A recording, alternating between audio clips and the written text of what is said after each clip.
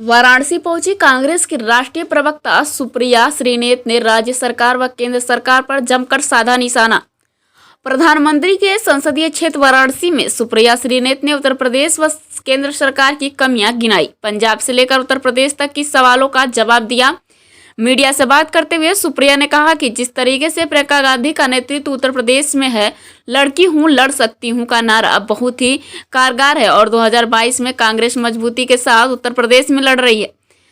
ने कहा कि जिस तरीके से यह सरकार किसानों के साथ, जवानों के साथ छलावा कर रही है, इसका जवाब 2022 और 24 में जनता देगी।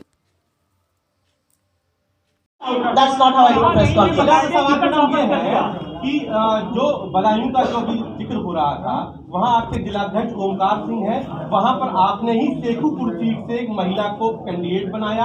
अगले दिन उस महिला ने आपका टिकट वापस कर दिया और ये आरोप लगाया कि वहाँ के जो जिलाध्यक्ष है ओमकार सिंह, वो उनके बारे में अनर्गल टिप्पणी करते हैं, महिलाओं के बारे में टिप्पणी करते हैं। क्या इस पूरे मामले में मुझे ऐसा लगता है कि क्या जांच बैठी है? मुझे ऐसा लगता है कि 166 पहले और फिर 89 बाद में जितनी सीटें आई, अगर उसमें से किसी एक महिला ने टिकट वापस किया तो जरूर पार्टी इसका उल्लेख करेगी, पता करेगी क्या बात थी। लेकिन सिर्फ उस एक एग्जाम्पल को कोट कर इतनी क्रांतिकारी स्टेप को नगण्य करना, मुझे लगता है आधी आबादी के साथ थोड़ी सी जाती है। ये जाति पुरुष प्रधान समाज को नहीं करनी चाहिए। सुप्रिया जी, जितिन प्रसाद, ज्योतिरादित्य सिंधिया और अब आरपीएन सिंह, आखिर कांग्रेस पार्टी में सब लोग छोड़ के क्यों जा रहे हैं? और कांग्रेस राज बब्बर भी सुनने में आ रहा है कि पार्टी छोड़ेंगे। जो सुनने में आ रहा है उस पर मैं टिप्पणी नहीं करूंगी, ये तो आप वाजिब सी बात है। लेकिन जो आपने सवाल पूछा कि लोग क्यों छोड़कर जा रहे हैं, मेरी नेता एक बात कहती है और मैं उसी का उल्लेख यहाँ पर कर देती हूँ। मुझे लगता है कि जो लड़ाई हम लोग लड़ रहे हैं, चाहे वो अजय भाई हो, चाहे वो राघवेंद्र जी हो, चाहे वो विजेंद्र जी हो, चाहे इस मंच पर बैठे हुए कोई भी व्यक्ति हो, या उत्तर प्रदेश में कांग्रेस जिस तरह की लड़ाई लड़ रही है, ये लड़ाई बहुत मुश्किल है। पूरे देश में जो कांग्रेस लड़ाई लड़ रही है, ये बहुत मुश्किल लड़ाई है।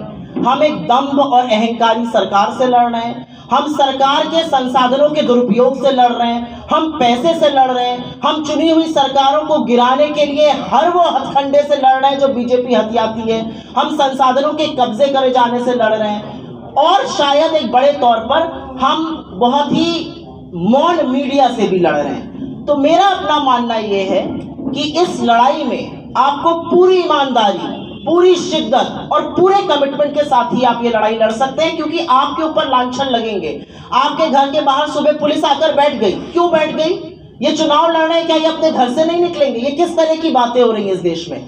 तो इस लड़ाई को मुझे ऐसा लगता है, जैसा कि प्रियंका जी कहती हैं, कि संशय में रहकर या दोहरे मापदंड करके या दोहरा दिमाग रख के नहीं लड़ा जा सकता। ये लड़ाई पूरी ईमानदारी और साहस से लड़ने वाली लड़ाई है।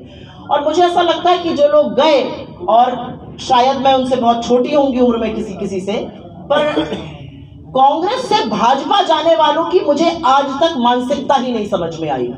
पॉलिटिकल स्पेक्ट्रम, पॉलिटिकल रणनीति के हम दो छोर हैं, तो एक छोर से दूसरे छोर आप ये आईटीबीपी, एसएसबी, कोस्ट गार्ड, इन सब के साथ भी यही हुआ है, क्योंकि इनको शहीदों का दर्जा तक नहीं मिलता है। और इसी का कारण है कि इनके परिवारों को अगर इनकी दुर्भाग्यवश मृत्यु हो जाती है in the line of duty, इनको कोई मुआवजा नहीं दिया जाता है, क्योंकि इनको शहीदों का दर्जा नहीं मिलता। और ये एक बहुत लॉन्ग स्टैंडिंग डिमांड है। कांग्रेस सरकार ने नवंबर 2012 में सभी अर्धसैनिक बलों को x central arm police forces personal चिन्हित करते हुए यह आदेश जारी किया था कि इनको एक्स सर्विसमैन की तरह सुविधा दी जाए। लेकिन मोदी सरकार ने और प्रांतीय सो कॉल्ड डबल इंजन की सरकारों ने इसकी पूरी तरह से अनदेखी करी है। हम आपके साथ ये नोट भी साझा करेंगे, ये बुक भी साझा करेंगे, लेकिन मोटे तौर पर सिर्फ एक बात ये कहने वाली है, और इसमें ज्यादा विवरण है, इसमें ज्यादा डिटेल्स है, नंबर्स है।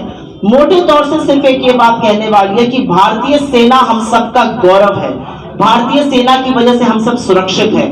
भारतीय सेना के नाम पर ओछी हरकतें कर वोट बटोरने का काम तो मोदी सरकारों और डबल इंजन की सरकारों ने किया है, लेकिन क्यों उनके अधिकारों से उनको वंचित रखा जा रहा है, ये पूछना जरूरी है।